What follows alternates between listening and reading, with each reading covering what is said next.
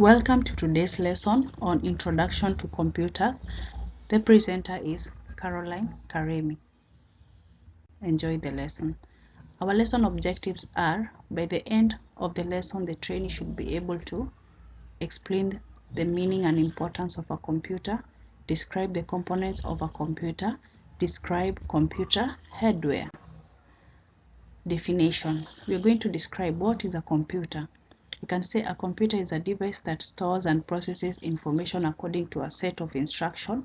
We can also say that a computer is an electronic device that accepts data via input devices and processes it to give information.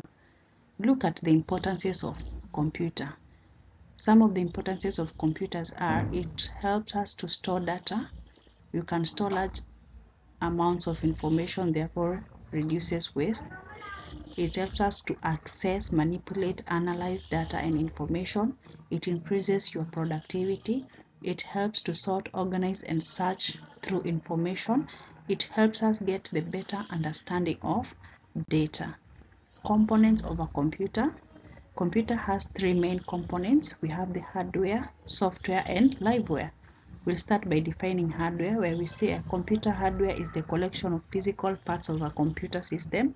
This includes the computer case, monitor, keyboard, and mouse. It also includes all the parts inside the computer case, such as the hard disk drive, motherboard, video card, and many others.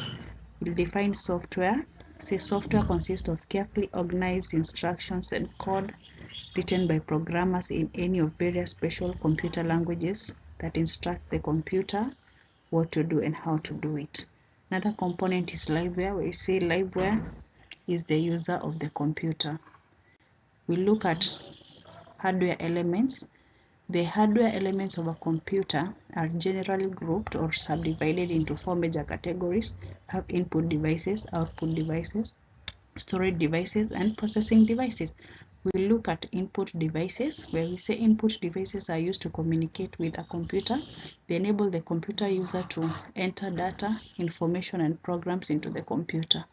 They also let the user issue commands to the computer.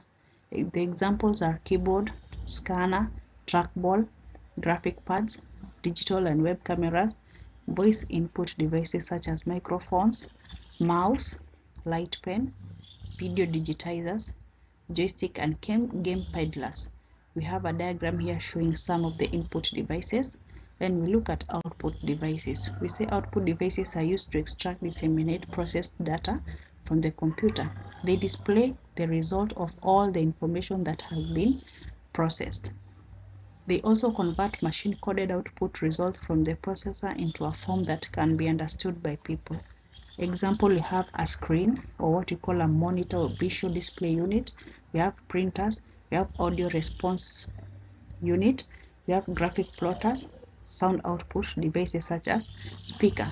Here are some of the images showing some of the output devices. We look at storage devices. They are devices that are used to store data and programs in computers. They include hard disk, floppy disk, magnetic disk, cassette tapes, optical disk, and random access memories. We'll find that storage devices are divided into two. We have internal and removable storage devices. Hard disk is an example of an internal system. It is found inside the computer. Others are removable, such as floppy disk, magnetic disk, cassette tapes, optical disk, and RAM. In summary, we can say that characteristics of computer hardware, it consists of parts that one can touch and feel. Hardware determines what software will be used in the computer. Hardware is expensive to acquire. Hardware devices can only be made by specialist hardware engineers. It is not easy to change particular hardware component. In summary, these 5 points can be able to summarize computer hardware. And this is a diagram showing some of the parts of computer hardware.